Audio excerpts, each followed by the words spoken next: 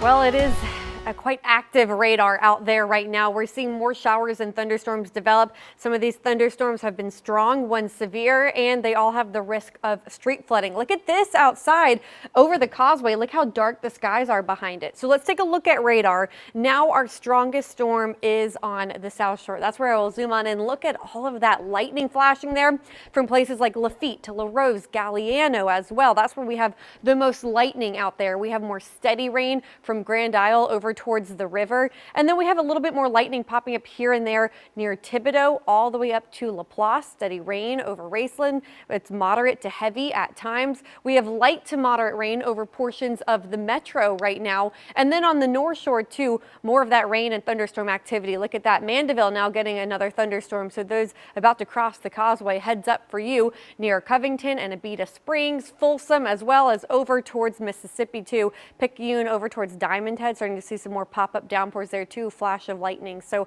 a lot to keep an eye on. An active radar where these thunderstorms do develop. They might not only bring the risk of frequent lightning or some strong gusty wind, but the risk of excessive rain, of some street flooding. We are all under that marginal risk. That's a level 1 out of 4. So it's a low risk of street flooding, but it's still there. It's possible within any of these thunderstorms that do develop.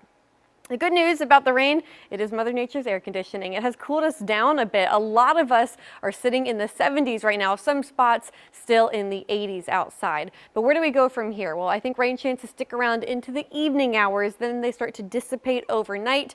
Temperatures will likely stay in the 70s and the 80s overnight tonight. Lows mainly in the 70s. And we could see some coastal rain overnight.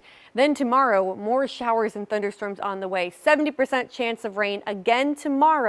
And I do have this nuisance icon for tomorrow because of the excessive rainfall risk. Yet again, another marginal risk from the Weather Prediction Center of some street flooding. Otherwise, cloudy skies. It's possible that a lot of you could stay in the 80s for your highs tomorrow. So there's the excessive rainfall risk again tomorrow from the Weather Prediction Center. Again, it's a level 1 out of 4.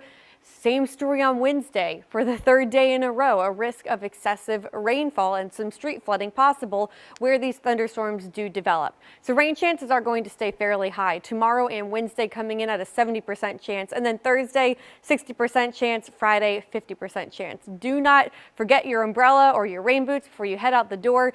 This one model is showing by the end of Wednesday, some spots perhaps seeing over 2 inches of rain, up to potentially 5 inches. That's just one model run. Quick check on the tropics before we go. The Pacific is active. They have Tropical Storm Frank, Tropical Depression Georgette, and 2 areas of possible formation that they're watching, though they are low. But in the Atlantic, it is nice and quiet. We are not expecting any development within the next 5 days. That's thanks to a lot of Saharan dust out there that we like to see. But it is a friendly reminder that today is August 1st, and we'll look at this. Starting August 1st, that's when we start to head towards the peak of hurricane season up until September 10th. It starts getting really active this month. August formation areas, mainly from the Lesser Antilles towards the Bahamas, but of course we know all too well the Gulf can also be a formation area. But again, no tropical threats for us, but we do have the risk of excessive rainfall and some street flooding Tuesday and Wednesday.